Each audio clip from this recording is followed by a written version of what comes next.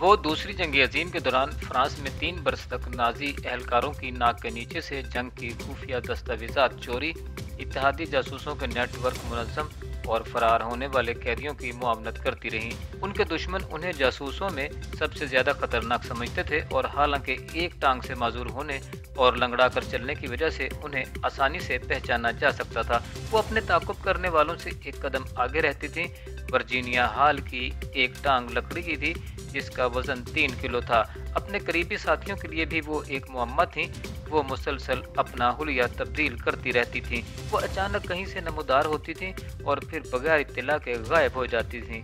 जंग के गैर मामूली वाक़यात और जान जोखम वाले कामों के बावजूद लंगड़ा कर चलने वाली वर्जीनिया की ज़िंदगी के बारे में लोगों ने उनकी मौत के बाद ही जाना। उनकी मौत सन 80 की दहाई में हुई थी। हाल ही में उनकी समाने हयात भी शाया हुई है, जिस पर अब फिल्म बनाई जाएगी। एक टूटा हुआ ख्वाब। अमरीकी रियासत मैरीलैंड में 1906 में एक दौलतमंद घराने में पैदा होने वाली वर्जीनिया बचपन से ही सफ़ीर बनना चाहती थीं।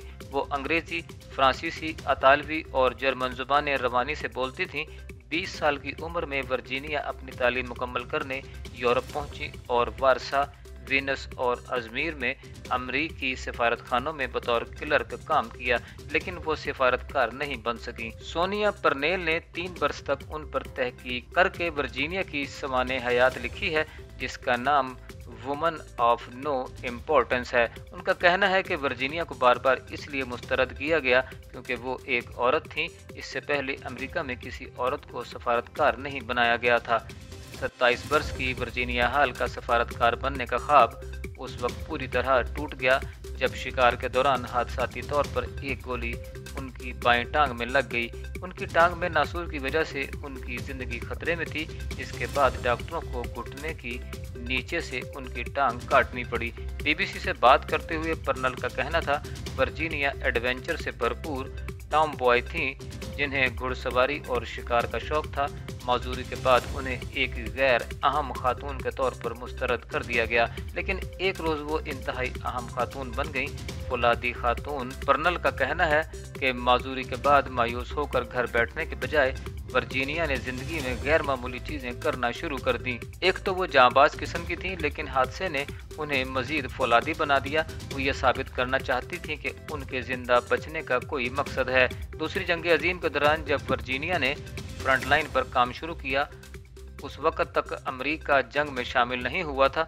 वो बमबारी और फायरिंग के बीच में फ्रांस में फ़ौजी एम्बुलेंस चलाती थी। पर्नल का कहना था, 1940 में फ्रांस से जाने के बाद वर्जीनिया की ज़िंदगी बदल गई। स्पेन में एक रेलवे स्टेशन पर एक बरतानवी खुफिया एजेंट की नज़र उन पर पड़ी और उन्होंने इस एजेंट को मुख्तसरन बताया कि अब तक वो क्या करती रहीं और ये कि आगे बहुत कुछ करना चाहती हैं।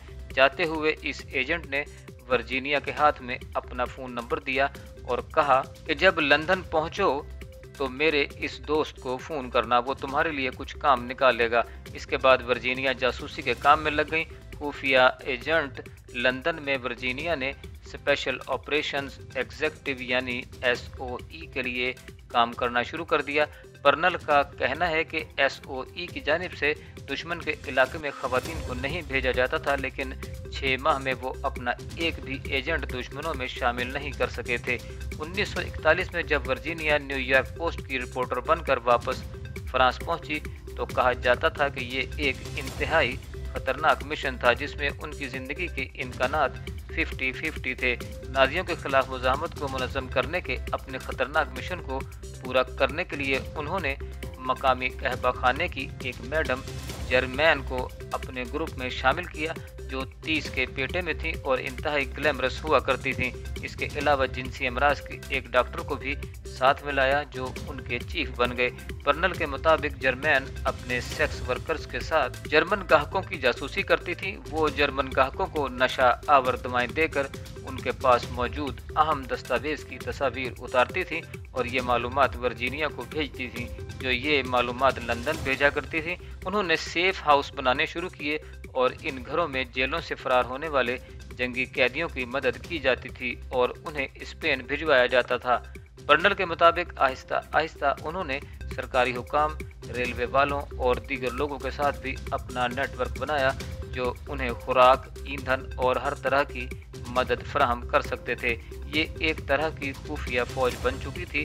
दुश्मनों से एक कदम आगे, जल्द ही वर्जीनिया ने बड़े बड़े ऑपरेशन करके एजेंटों को जेल से निकलवाना शुरू किया। पुल उड़ाने लगी और जर्मन काफिलों पर हमले भी करवाए, लेकिन वो कभी किसी के हाथ नहीं आई। आहिस्ता आहिस्ता जर्मनों ने उनके बारे में मालूमात के टुकड़े जमा किए और इसे तंपिंग लेडी यानी लंगड़ाने वाली खातून का नाम दिया गया। वर्जीनिया को बहुत मोहतात होकर चलना पड़ता था ताकि लंगड़ाने की वजह से उनकी पहचान न हो जाए।